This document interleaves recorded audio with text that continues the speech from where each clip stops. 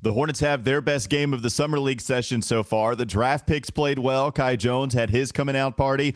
Plus, Donovan Mitchell in Charlotte. Reality or fantasy? We'll talk about all of that today on the Locked On Hornets podcast. We're Locked On Hornets, part of the Locked On Podcast Network. Your team every day. In a minute, cuz we live.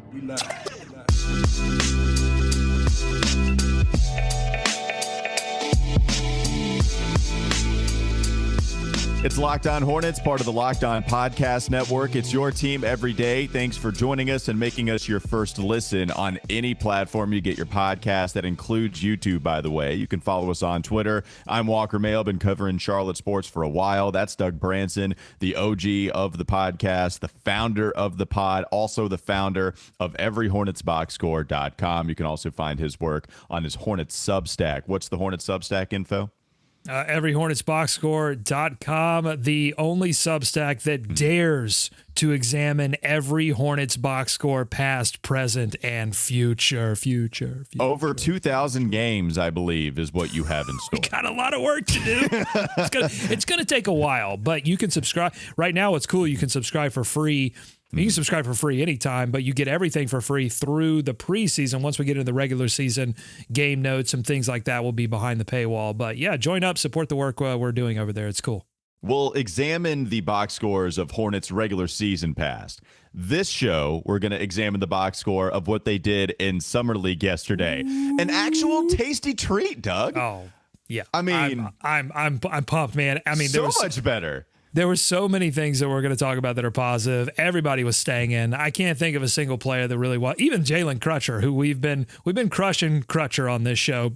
Maybe some of it's fair, maybe some of it's unfair. But even he, towards the back end of that game, was knocking down shots and finding opportunities for other players on this team. So wait a minute. Should I go break out the big dub hat for a Summer League game?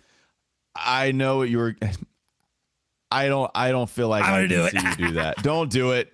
For those that don't know, because this can be an audible medium too, Doug was leaning towards getting the victory cap, the Hornets big dub hat, and he put it on. He took off the Los Hornets hat, which was sick, and instead decided to put on the Hornets big dub. I'm excited. Hat. Look, when this many Hornets young players after the start that they got off to, that's really what this is about, right? The big it's not, look, Summer League, the win doesn't matter. I understand that. But what the big dub hat is representing on this particular episode is that they started so poorly. I mean, there wasn't a lot of hope that you could have about this young crop of Hornets players after that first game. But slowly they found their footing. Mark Williams, Kai Jones, JT Thor had 3 blocks in this game. I don't know where you want to start, but there's a lot of places we can start. Yeah, let's start with the draft picks. Also, Kai Jones. Let's try to lead off there, and we'll start with Mark Williams, Doug, because it's funny. Bryce McGowens gives us 24 points. Might be the thing you're most excited about following the game yesterday. Kai Jones was dunking everything, and yet still you go to something pretty subtle that is the most exciting as to how it could pertain to the regular season. And that's Mark Williams being a complete rim deterrent, something we have not seen in the purple and teal. He's doing an excellent job defensively. The finishing finally came in this game. 6 of 9, didn't quite reach 70% like he hit in college, but that's okay. I'll take 6 of 9 any day of the week from your big guy, dunking everything, going after every rebound and doing it hard. Like, just because he's 7'1", he doesn't just hope that the basketball comes to him and he can grab it over everybody. Actually works to go get the basketball and stole a board and a bucket because of his relentlessness. Like, he went after it, saved it from going out of bounds, while also grabbing it away from the other fellow Cavs big guy, bodies him up, and then hits with contact. So dunking it, deterring guys, getting a couple of blocks, making sure the ball gets out of his hands pretty quickly too in transition, like something underrated from him. As soon as he grabs it, make sure he finds his guard, because you want to try to keep this pace going despite having a big guy there. Like, yeah, it's hard to be a bigger fan of what Mark Williams is doing, realistically so, unless you just thought he was going to be Al Jefferson, giving the ball on the block. It's not going to be him, but everything he's doing you have to be really excited about. The Hornets have not had this. Yeah, I mean, he's not like a two-way player, all-star candidate right off the block, but you can see little flashes in his offensive game. I mean, he's knocked down a mid-range jumper. He's attempted a three. I mean, you can see little flashes where it's like, well, if things break right and he stays healthy and he continues to commit hard to learning that part of the game, yeah, he's got that potential. But defensively, he's already there. He's not only a rim deterrent, he is a rim detergent. He was cleaning up the boards, and that's going to be big. Oh, you like that? A little rim detergent? I mean, it deserves for us to stop. Sometimes you'll stop the whole show to make sure we recognize what you said. I'll give you the benefit of the doubt there. I'll go ahead and stop it. Everybody bask in that detergent. Okay, let's move on. Go ahead. Okay, so but that's going to be really important for him to get minutes with Steve Clifford at the helm. He's going to be looking for guys who can help clean up those boards and make sure that the other team doesn't have second chance opportunities. We have to talk about the fact that he started in this game. Nick Richards was a late scratch. I was looking for word as to why that occurred. I don't know if it was like injury or if I don't know what the late scratch was all about, but Mark Williams gets the start. Nick Richards doesn't play in this game. So they went with Jalen Crutcher, Bryce McGowens, LJ Figueroa also inserted into the starting lineup, JT Thor and Mark Williams. That means Mark started. Kai went to the bench, but Kai seemed to do okay with that. Kai came in as a center and played a lot better than he had the first two games. So the game one, we see him go 0 of 10 from the three-point line, but 5 of 5 from two-point range. Game two, does he go 1 of 2 from the field? I know he only hit one bucket. So 1 of 2 from the field in game two, so only 2 attempts. In this game, he was dunking everything. And I put this out on Twitter. I remember in media day before the Hornets season last year. So this was before Kai Jones had ever played a regular season game in the G League or in the regular season. And Kai said, in the short time I've been with the Hornets, I'm kind of learning that you can't just dunk everything. It's like, actually, Kai, you know what? Go ahead and just continue to try to dunk everything. Give it a shot. Just drive. I will give Kai Jones the same advice that I gave Kelly Oubre. A driving Kelly Oubre was a good Kelly Oubre on offense. It's the same thing with Kai Jones. You're athletic. You're going to beat most guys that are guarding you off of the dribble because if they're anywhere close to 7 feet, you're going to be more athletic than that person. Right. And then plus you're pretty strong. Like muscle watch season for Kai Jones was in full effect once the Hornets started releasing some photos there. And we've seen that physicality play out once he gets into the paint and just yams it on people. Kai Jones' best offense comes when he drives to the basket and or is down low anyway. And we got to see that on full display, the best game that we've seen, certainly offensively from Kai Jones so far this summer league. Yeah, he's not attempting threes. He's doing what I think can be successful in summer league because he's facing off against players that as he stated before going to Vegas, nobody can guard him. I mean, he knew that in camp when he puts the ball on the floor, it's very difficult. He can run a fast break. I mean, there was the one play where he took the Giannis type leap. I mean, he was giving me Giannis vibes. He's not as big as Giannis yet. But he was doing things that were very Giannis-like in transition, ripping it down and then just dunking it. And the Cavs defenders didn't want to jump with him. They didn't want to handle that. They knew what was coming.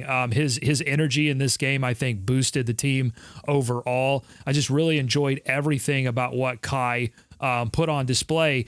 And you make the great point. He comes off the bench and he plays the 5, which is something he's been more comfortable with.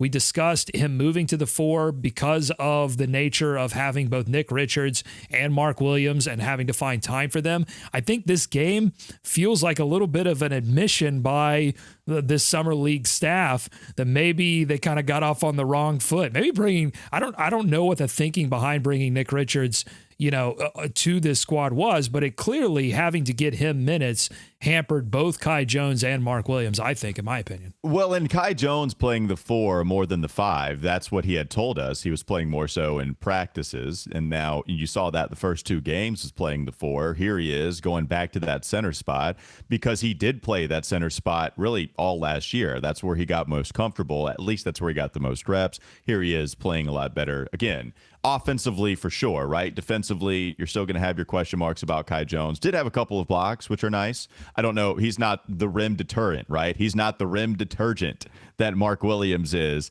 Not the detergent, and maybe not the deterrent in terms of like Mark Williams can move players out of the paint. And Doug, I'm not sure. Guards are thinking twice every time. Yeah. Like there was a time where a guard dribbled to his left, was looking to drive, but there's big 7'1" Mark Williams. Let me take this elbow jumper that I wouldn't otherwise take. It's a miss. Maybe even Mark gets the rebound, and the Hornets are going down the other end. Like that stuff matters. It is the Rudy Gobert effect because it's so hard to gauge what Rudy does, right? Like that's why you have such polarizing views on him. I can envision a world where Mark Williams is going to have that kind of polarizing opinion on him. You know, what truly is his impact, because he's going to finish with 12 points in a game. But it's those types of plays where guards want to shoot a mid-range jumper, one of the more inefficient shots in the game, because they don't want to drive and get their stuff swatted out into the third row. Like that stuff matters, and the Hornets have not had that. I'd name the last guy. Not in this second or third reiteration of the Hornets.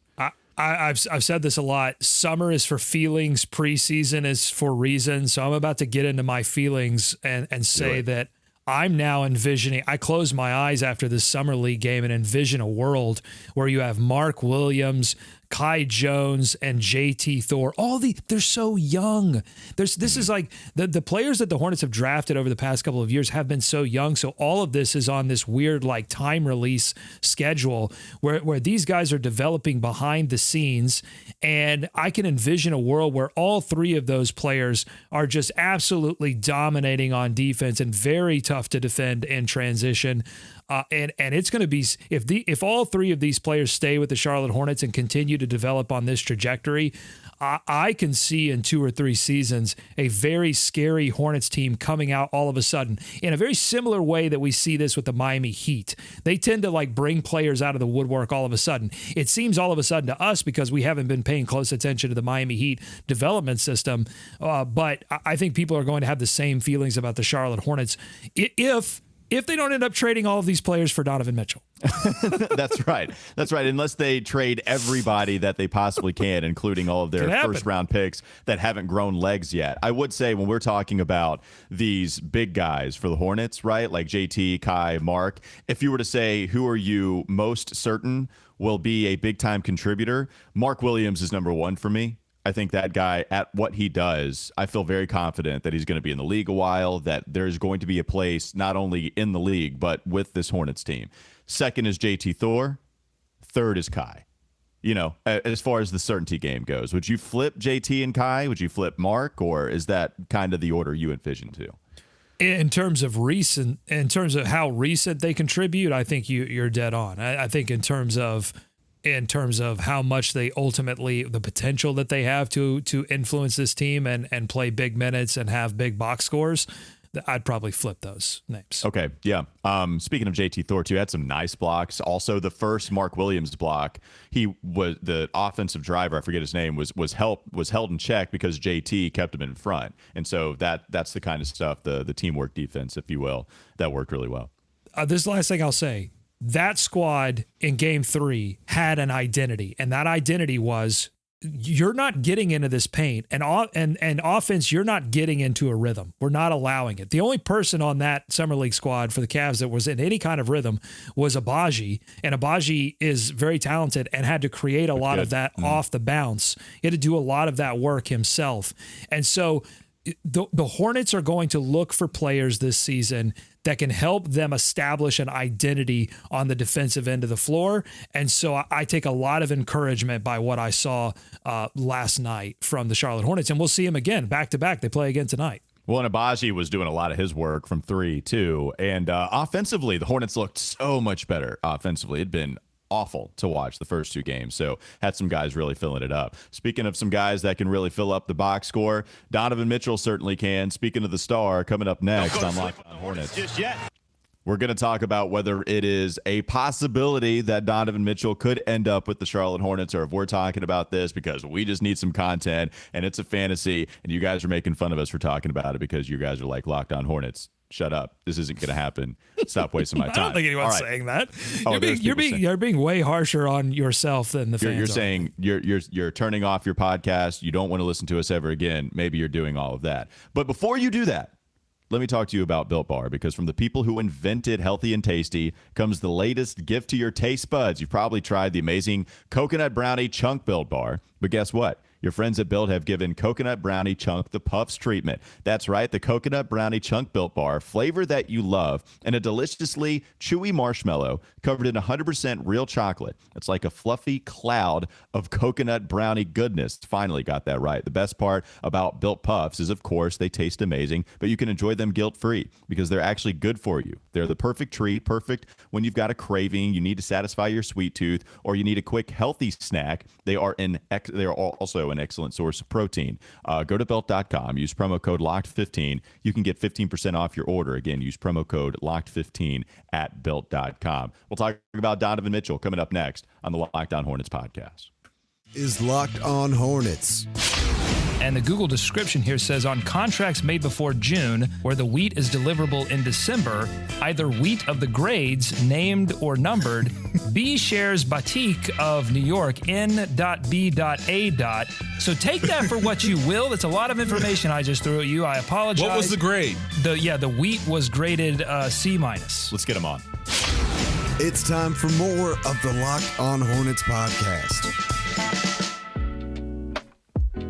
Doug, you put up a couple of polls yesterday on YouTube. One is the Donovan Mitchell poll, but we got to get to the most important question that you asked when you put out there, are there such things as older young guys? And it looked like the people got it right, Doug, in my opinion. According to this poll. I wasn't disagreeing with you. I just really wanted to see what people thought. I didn't really have a strong opinion. I have a strong opinion on a lot of things. This is one thing I did not have a strong opinion on. If you could be an older young guy. You were angry at me putting that take out there. You wanted to fight me.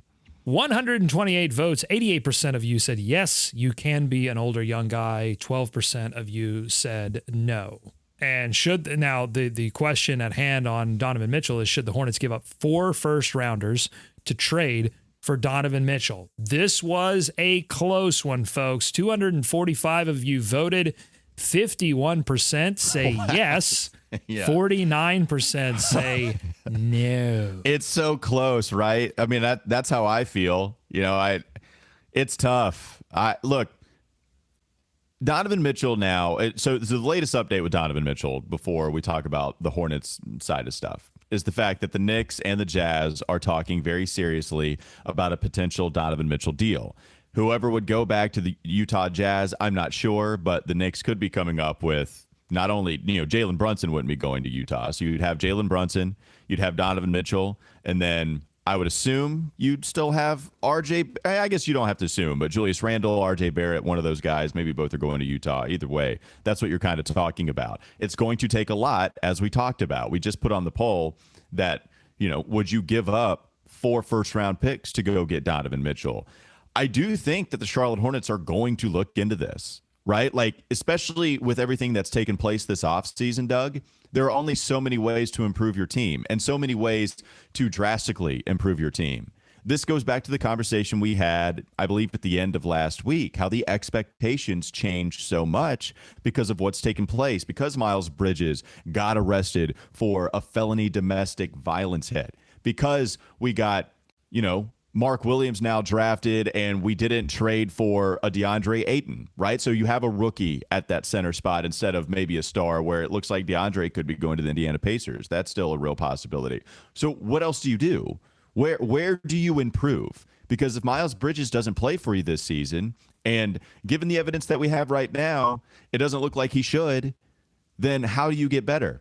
Trading for Donovan Mitchell would be a huge move. And so you have to believe, at least with a guy like Mitch Kupchak, maybe you don't have evidence that he's ever pulled the trigger on some of these trades, but we do know that he's been linked to a lot of inquiries, right? He's always calling. He is always looking into this kind of stuff. So I bet you the Charlotte Hornets are going to be looking into trying to trade for Donovan Mitchell.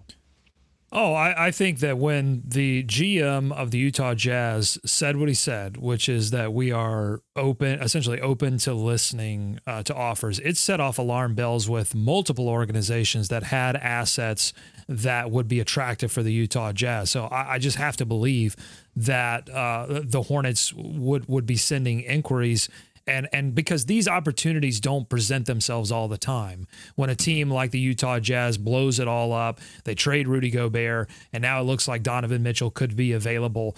And I think I had a few comments wondering like if Donovan Mitchell and Terry Rozier were essentially the same player. Like, why would you trade for Donovan Mitchell when you already have Terry Rozier? If you plan to keep Terry Rozier, if Gordon Hayward has to be part of that trade, you know, what would that situation look like? And I just want to just state categorically that Donovan Mitchell is better than Terry Rozier. Like that, it's not like it's not a world bending upgrade, but it is absolutely an upgrade. He's better at getting to the rim. He's better at finishing at the rim. Efficiency wise, in terms of field goal percentage, 3-point percentage, Terry Rozier actually kind of a better 3-point shooter than Donovan Mitchell, but Donovan Mitchell better playmaker. It draws more attention. And here's the big thing with Donovan Mitchell and Terry Rozier. Imagine Terry Rozier with the kind of usage that Donovan Mitchell got in Utah. Ask yourself, where would your team be? And so that's the big thing. Donovan Mitchell can carry the entire load if that's what he's asked to do.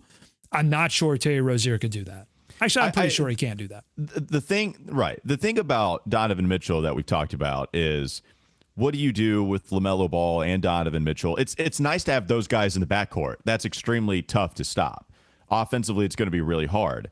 Do you still get the same top 25 level player in Donovan Mitchell, top 20 player in Donovan Mitchell, if he's on a team with LaMelo and you don't have Quinn Snyder, who we've all heralded as one of the best coaches in the NBA, but now is gone only because Quinn Snyder wanted to step away? Danny Ainge has been adamant that we tried to bring him back. We threw the bag at him so that he would return, and Quinn decided this is not the team that I can take that next step. And so now he's waiting to see if he can take this Spurs job when Pop retires. But it's not because he didn't do a good job with the Jazz and exploit every single piece of talent that Donovan Mitchell had within him.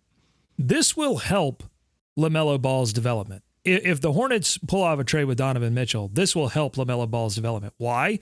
Because it takes the pressure off of him to become a primary scorer, something that I don't think is, especially right now, like maybe he develops that in year 9, 10. Maybe that's a place where his game gets to. But it's not where it is right now. And that takes all the pressure off. It allows him to do what he does best right now, which is be an incredible playmaker.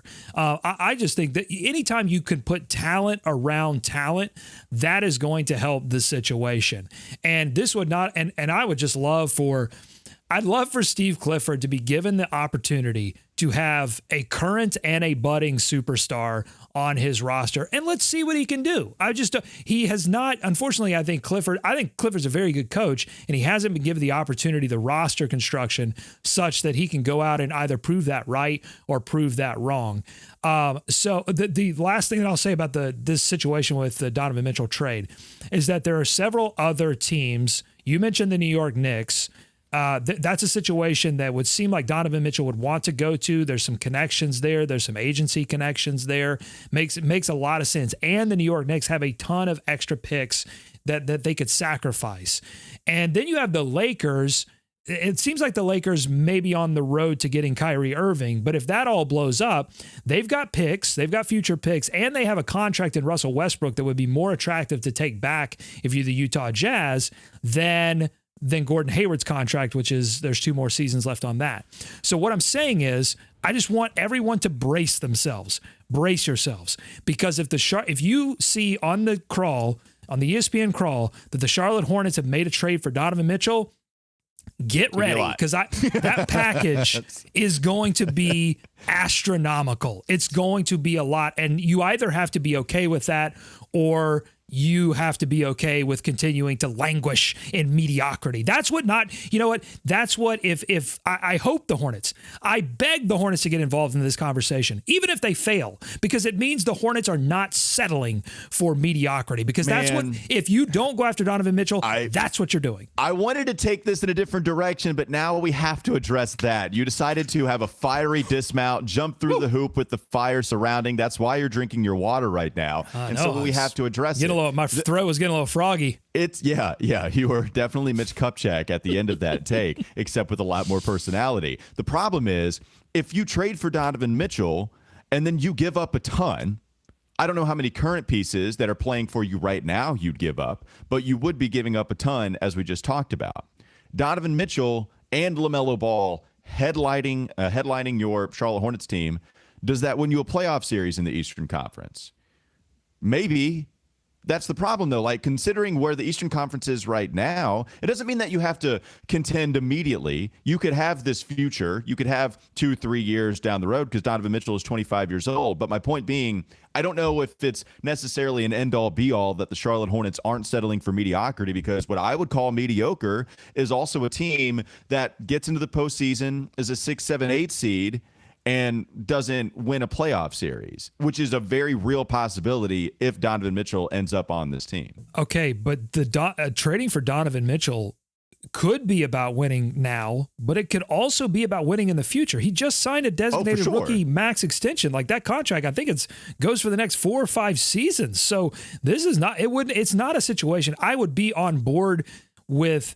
Hey, whoa, this is a little bit too win now for me. If you're trading for a player whose contract expires after next season, then I'd be like, this doesn't make any sense. But you're talking about getting Donovan Mitchell for multiple years. That's how, if you're a small or mid-market team, this is how you have to do it. No, it's that or drafting your star. Or right. You can stay super patient with and hope that you draft well. That's another option. The problem with that option, in my opinion, is that you have LaMelo Ball. You struck it rich. Now is the time to go out there and make sure you can stay wealthy. Yeah. Put that on Locked On NBA. There is not a bigger fan of Doug Branson than Doug Branson. You are not as big of a fan. Doug subscribes to his own Hornets Substack. He actually checks out his own box score every single time. Read it every day. My point is that's all fine. It's about the goal that you want to set for yourself in the future. Do you just want to go ahead and put a possible ceiling on you reaching a championship, or at least diminish those odds a little bit? Okay. Like, because at the end of the day, you can trade all you want to be a 50-win team. Like, you can do that. You can trade all your first-round picks to go get the guy that gives you 50 wins in the regular season. And then you're going to be happy as a team that didn't get there, but then you're looking to take that next step. Like, we haven't been to the second round in forever. We've never been to the conference finals. Totally agree that the next goal should be to win a playoff series, and then the next goal after that should be to appear in a conference finals. Totally understood. Until you end up like the Atlanta Hawks, who get to a conference finals, try to do some things here and there, flame out, and now they're not so happy anymore. Like, Hawks fans aren't cheering because they got to a conference finals anymore. They're angry because they didn't take that next step, which is what every organization that gets a little ahead of themselves, every organization is tasked with. How do you take that next step? And if you don't, it's a very much so, what have you done for me lately type of world. And if you haven't done a whole lot for me lately, at that point, you're screwed. And these teams will screw themselves looking to take that next step. My point is, if you trade 4 first-rounders, there's a very real possibility of you having that short-term satisfaction and then screwing yourself in the long term. The Atlanta Hawks are relevant. The Charlotte Hornets... Were they relevant last year? Well, not last year, but they are relevant. That's my point. But they are generally relevant. They've reloaded, and they'll be relevant this season. They were 2 years ago, and then you're right. And then they had to make that step, and they traded for DeJounte Murray, and it's a weird fit. And so I don't know. Like, there are people that think it's a weird fit for both. Look, if they trade for Donovan Mitchell and they trade a lot for him, I'd be excited, right? How can you not be excited for a young, talented superstar to come into this league, be paired with our team? Paired with LaMelo Ball? That's going to be fun, exciting stuff. And there's a lot of things to like about it. I'm 50-50 just like the public is, but there's 50% of me that feels, oh God, this is a little scary. It's kind of scary going forward. And that's the only possibility I want to bring up. I think I've made my case, Your Honor. You dropped the mic. I should have even talked case. After you did that. I rest my case. Yeah, you said. I don't need to say any more. Put it in the comments. Tell us what you think. That's what I want to know. I want to see who they think is right. Because you said there's no bigger fan of Doug Branson than Doug Branson. I tend to agree with you, but I'd like some of the commenters to prove me wrong. Yeah. Well, what do you want the poll to be? Is there a bigger fan of Doug Branson than Doug Branson? Okay, that's a good. That's good. That could be the show poll today. Yeah, that could be it. Or stay wealthy? Question mark. Yes or no? That's Okay. what the I'll put 'em next both poll needs to be. All right. Coming up next on the Locked On Hornets podcast. Don't go to sleep on the Hornets just yet. Do you need to trade for Donovan Mitchell when you have Bryce McGowens on the team? He had a coming out party too yesterday. He scored 24 points in Summer League game number 3. We'll talk about the second round pick from Nebraska coming up next on the Locked On Hornets podcast. Kai Jones, Mark Williams, JT Thor had some blocks at least. You had some guys scoring some points in this game, but nobody scored more than Bryce McGowens. Doug, 24 points for Bryce. That guy looked awesome. The jump shot was working for him. Deep threes. The between the legs step back, like almost a less emphatic Jamal Crawford type of step back three-pointer Bryce McGowens was giving us. It looked really nice. Hit both of them. Also had the baseline drive where I thought he was going to slam it, but equally impressive finesse layup. Really impressive stuff from the second round pick. His moves look smooth. They look easy. They're difficult moves that he's making look easy, and they look consistent. The thing that I took away from Bryce McGowens is how much love CJ McCollum was giving him on the broadcast. He was he was one of the analysts for this game, and he was just heaping praise on what Bryce McGowens was doing in this game, and that's some pretty high praise from a great player. 7 of 10 from the field, 24 points, 2 rebounds, 1 assist. He did win the Every Hornets Boxscore poll. Who did it in the box score? He got 71% of the votes over Mark Williams, who got 29%. Bryce McGowens doing it in the box score. He got downhill. That's the key, Walker. He's got to get downhill first. I think that's where he messed up in that second game. He got a little off kilter because he started doing jump shots too early. His power comes from his aggression, getting downhill, getting to the rim, and then that feeds his confidence, it seems like, for the rest of the game. Yeah, Bryce is an attacker. That's what he does. If he unlocks this jump shot, just like it would for any player, if anybody has a jump shot, it's going to unlock a huge part of their game. But Bryce, even specifically so, being in the backcourt, he was great at getting to the foul line last year at Nebraska, hit his foul shots. It was just the three-point percentage and the playmaking that was lacking. Don't know if we've seen a ton of playmaking, maybe a couple here and there. I think every backcourt player will give you a couple of nice passes here and there, so hopefully that becomes a more consistent part of his game. But Bryce McGowan showing that he's a pure bucket getter and attacks, which is exactly what this Hornets team needs in the backcourt. And now the question is, Doug, he's on a two-way contract right now. Is he playing well enough, and have the Hornets made few enough moves outside of bringing back Cody Martin to the point where maybe this is somebody that gets just a normal contract and then frees up that two-way deal for another one of these Figueroas, Brady Maneks, or Tyshawn Alexanders? I think so. I mean, to me, he looks like a gamer. I'm not saying he's a certified gamer yet. Way too early to break out the pen and the certificate and the stamp. Right? There's a lot of equipment involved in the certificate, and I'm not ready to pull all of that out of the closet just yet. But what I'm saying is, if he's doing some of the things that we're seeing right now in practice, then I think the Hornets already know the answer to this question. I think it was a good bet to put him on the two-way spot and say, all right, kid, let's see what you can do. But I would lock him because he's doing things, Walker, that I look at and go, below average players don't do those kind of things. Like, guys that are not going to make a roster spot eventually don't do all those kind of things. So don't mess around here, Hornets. Lock them up and then open that. You got 2 roster spots. It's not like you don't have room. If they already had 15 guys locked up, then I'd say, well, it's fine. Just leave them on the two-way. But go ahead and open up two-way spots because we've seen flashes from LJ Figueroa. We've seen flashes from Tyshawn Alexander. I think we saw a lot of flashes from Brady Manek in that third game. He was scoring, but he was also, he threw up a lob to Mark Williams. Like, he's doing a couple things, and I'm like, all right, Brady Manek, I didn't know you had that in your game. That's a little interesting. I was most impressed with the drive on the baseline for Manek finishing the first side. That was yeah. So it's funny to see him catch the basketball, immediately let it fly, and it goes in. That shot. Pre-catch. That's what CJ McCollum said. The way he does pre-catch before the ball ever hits his hands, he's getting ready to shoot the basketball. And so that's a skill. That's a skill that you might want to lock up on a no-risk two-way contract kind of situation. So open up both of those two-way spots. I think that's the way to go. Yeah.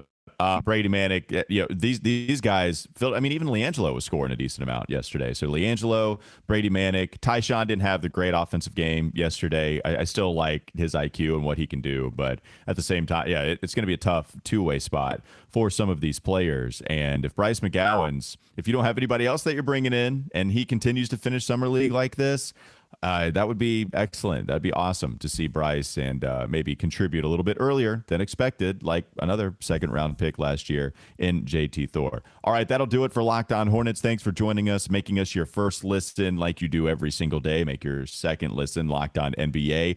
30-minute daily NBA update again in just 30 minutes, so make sure you check out Locked On NBA, a part of the Locked On Podcast Network. Hopefully you have a great rest of your day. We'll be back with you tomorrow to finish out the week.